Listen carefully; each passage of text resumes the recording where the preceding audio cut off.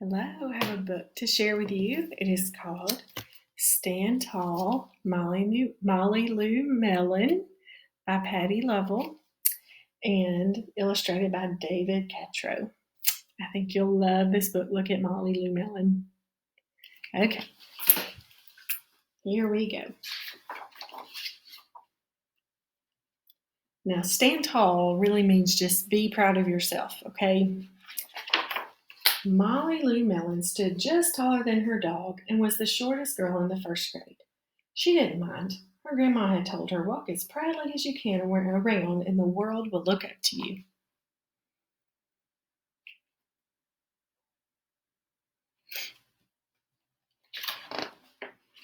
So she did.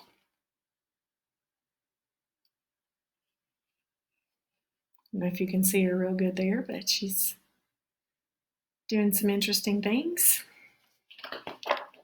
Molly Lou Melon had buck teeth that stuck out so far that she could stack pennies on them. She didn't mind. Her grandma had told her, "Smile big and the world will smile right alongside you." You can see her buck teeth right there. So she's a little different, but her grandmother says, "Just own it." So she did. Look how beautiful she is because she's smiling and she's being herself. Molly Lou Melon had a voice that sounded like a bullfrog being squeezed by a boa constrictor. She didn't mind.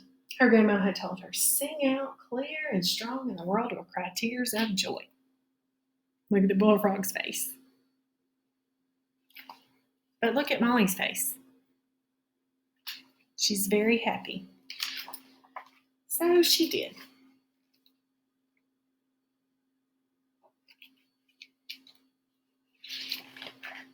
Molly Lou Melon was often fumble-fingered. She didn't mind. Her grandma had told her, "Believe in yourself and the world will believe in you too." I don't know. That's a lot of broken stuff. Here's her. But she probably shouldn't have been carrying that many dishes anyway. So she did.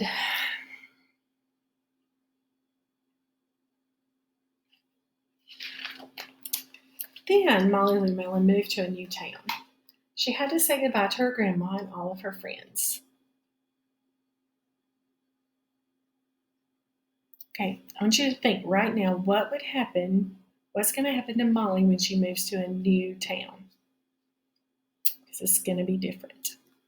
If you can, pause the video and tell someone around you what you think is going to happen to Molly Lou Melon. And start in a new school. Okay, if you didn't have a prediction on the last page, I want you to stop right now and tell somebody what you think is going to happen.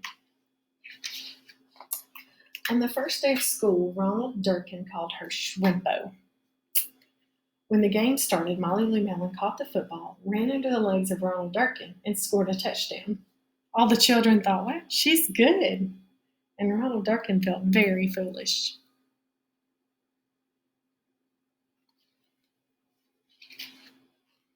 On the second day of school, Ronald Durkin called her Bucky Tooth Beaver. Molly Lou Melon took out her pennies, stacked 10 high on her teeth, and smiled as big as day. All the children smiled with glee, and Ronald Durkin felt very foolish. I kind of didn't think this is what was going to happen, did you? On the third day of school, Ronald Durkin said, "You sound like a sick duck. Honk, honk."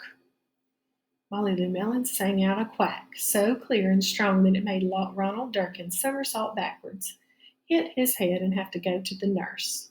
All the children cried with joy to be free of Ronald Durkin for the rest of the afternoon, and Ronald Durkin felt very foolish. Does anybody know a Ronald Durkin? On the fourth day of school, Ronald Durkin said that she'd made the snowflake all wrong. But Molly Lou Melon opened up her paper and revealed the most beautiful snowflake of all. All the children oohed and awed, even Ronald.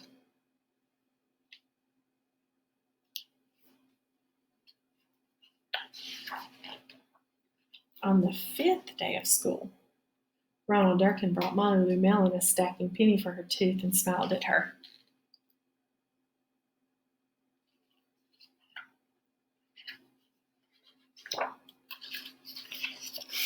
That night, Molly Lou Melon took out a pencil and paper and wrote a letter to her grandma. Dear Grandma, I wanted to tell you that everything you told me was exactly right. Love, Molly Lou Melon. The end. You'll have to tell me what you thought about Molly Lou.